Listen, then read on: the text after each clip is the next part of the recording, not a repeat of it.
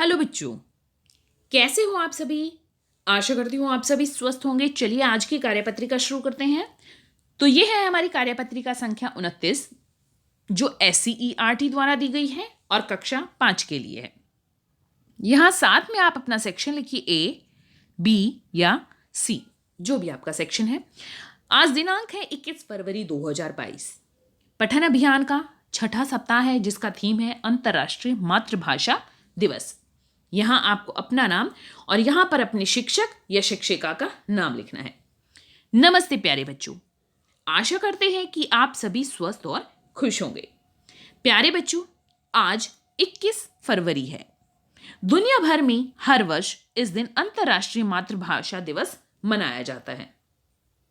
तो आज कौन सा दिवस है? आज है अंतर्राष्ट्रीय मातृभाषा दिवस जो 21 फरवरी को होता है। अब मातृभाषा क्या होती है मैं आपको बताती हूँ। मातृभाषा वो भाषा होती है जिसे हम घर में प्रयोग करते हैं। जिसे बच्चा सबसे पहले अपने घर पर जो भाषा सीखता है वही उसकी मातृभाषा होती है। आपके घर में हिंदी, मराठी, पंजाबी जो भी बोली जाती है आपकी वही मातृभाषा है। बच्चों, हम सबको कहानी पढ़ना बहुत अच्छा लगता है। तो चलिए आज की कहानी को हम एक नए तरीके से पढ़ने का आनंद लेते हैं। आइए आज हम मीरा के साथ भारत भ्रमण पर चलेंगे। मीरा दिल्ली नगर की निवासी है। उसके पिताजी उत्तर प्रदेश व माताजी बंगाल की हैं।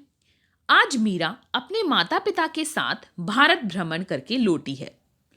उसके सभी दोस्तों ने उससे पूछा कि यदि उसे अलग अलग भाषाओं से में सुप्रभात कहना हो तो वो कैसे कहेगी। मीरा का जवाब कुछ इस प्रकार था। देखिए, अब यहाँ पर सिक्किम में कौन सी भाषा या बोली बोली जाती है? नेपाली। सुप्रभात कैसे कहते हैं? सुप्रभात, और लिखते हैं इस तरह से।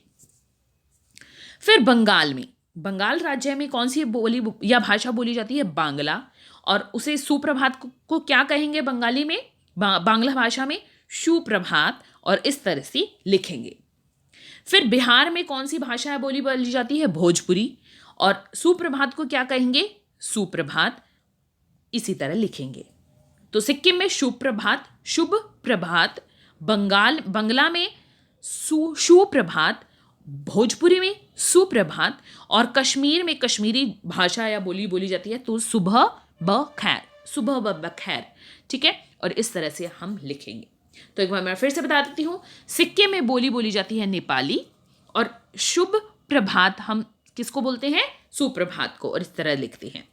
बंगाल में बोली जाती है, देखिए, बांग्ला, सुप्रभात को बोलते हैं और इस तरह से लिखते हैं। बिहार में भोजपुरी, सुप्रभात हम हिंदी वाला ही लिखते हैं और इसी तरह लिखते हैं इसको। कश्मीर में कश्मीरी बोली जाती है, सुबह बखैर बोलते हैं और इस तरह इसको लिखते हैं।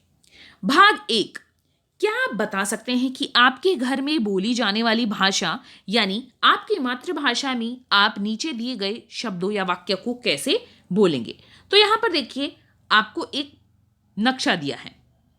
यहां एक नक्शा दिया है। अब इसमें दिया है कि 22 भाषाएं बोली जाती हैं।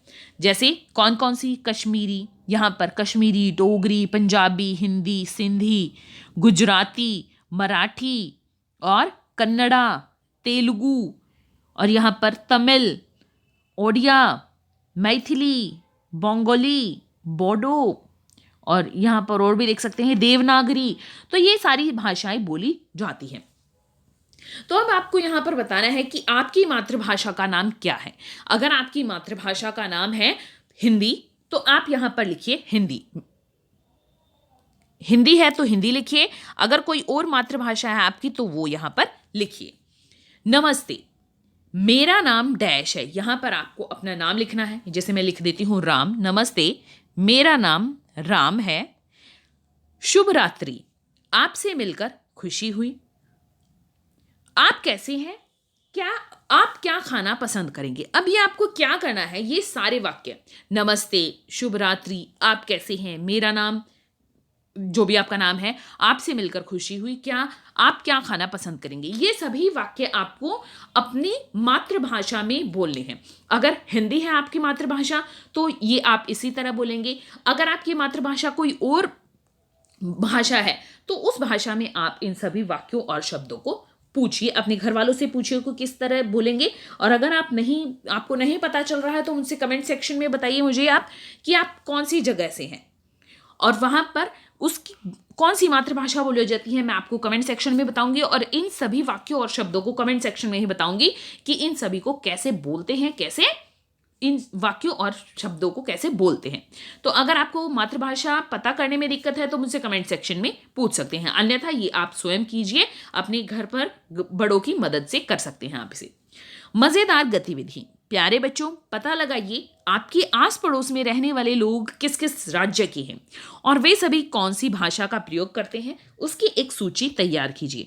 तो आपके आसपास जो भी आपके पड़ोसी हैं, पता कीजिए कि वो कहाँ से हैं, वहां पर कौन सी भाषा का प्रयोग किया जाता है जहां से वो है, और उसकी एक सूची तैयार कर लीजिए। अभिभावकों के लिए सुझाव है, बच्चों को भारत के अलग अलग राज्यों की विशेषताओं और उनकी भाषाओं के बारे में जानकारी दीजिए। आज का कोविड का मैसेज है, हमें अपने हाथों को साबुन व पानी से नियमित रूप से धोना चाहिए, तभी हम कोविड से सुरक्षित रह सकते हैं। आज की ये वर्कशीट यहीं पर खत्म होती है।